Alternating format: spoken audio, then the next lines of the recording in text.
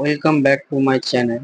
Hello everyone, আজকে আমি তোমাদেরকে বলতে যাচ্ছি যে ইশ্রম কার্ড রি-ডাউনলোড আমরা কিভাবে করব। শুধু আধার কার্ড নম্বর দিয়ে আমরা ইশ্রম কার্ড আবার ডাউনলোড করতে পারবো। এখন কেন্দ্রীয় সরকার ইশ্রম কার্ডের উপরে আমাদের 3,000 টাকা করে দিচ্ছে।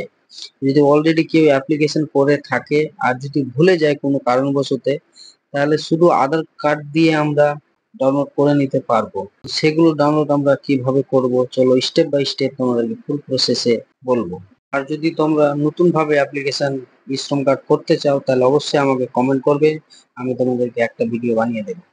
ফার্স্টে আমরা চলে যাব গুগল ক্রোমে এসে আমরা এখানে সার্চ করব ইশ্রম কার্ড। ইশ্রম কার্ড লিখে আমরা এখানে সার্চ করে দেব। সার্চ করার পর আমরা এখানে ফার্স্ট অপশনে ঢুকে যাব। তারপরে আমরা গো টু মেন পেজে চলে যাব। পেজে এসে আমরা এখানে রেজিস্ট্রেশন ইসলামের লগইনে ক্লিক করব। তারপরে আমাদের এখানে অপশন শো হয়ে গেল। এখানে আমরা মোবাইল নম্বর দিয়ে দিব, আমাদের যেটা মোবাইল নম্বর দেওয়া ছিল অলরেডি সেটা মোবাইল নম্বর এখানে বসিয়ে দিলাম। দিয়ে এখানে আমরা ক্যাপচা দিয়ে গেট ওটিপিতে ক্লিক করলাম। তারপর আমাদের এখানে মোবাইলে ওটিপি চলে আসলো, সেটা ওটিপিটা আমরা এখানে বসিয়ে দিব। তারপর আবার আমরা এখানে ক্যাপচা দিয়ে দিলাম, দিয়ে আবার সাবমিট করে দিলাম।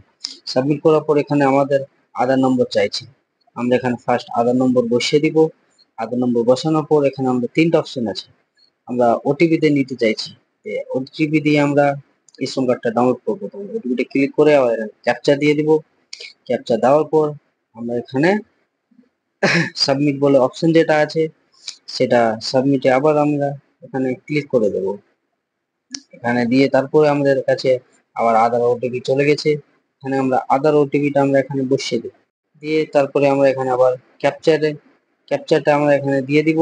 ক্যাপচার প্রত্যেকটাতে লাগবে, তোমাদেরকে এটা ক্যাপচার দিতেই হবে, ঠিক আছে? ক্যাপচার না দিলে কিন্তু হবে না। ক্যাপচার দিয়ে তারপর আমরা ভ্যালিড আবার ক্লিক করে দিলাম। ক্লিক করার পর আমাদের কাছে আমাদের লগইন পেজটা খুলে গেছে।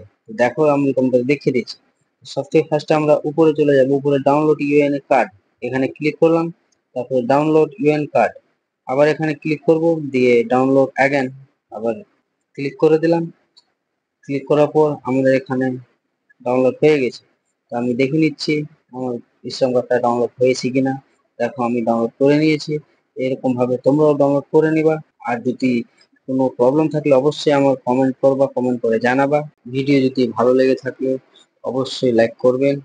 আর নতুন ভিডিও মিস না করতে অবশ্যই বেল আইকন চেপে রাখবেন।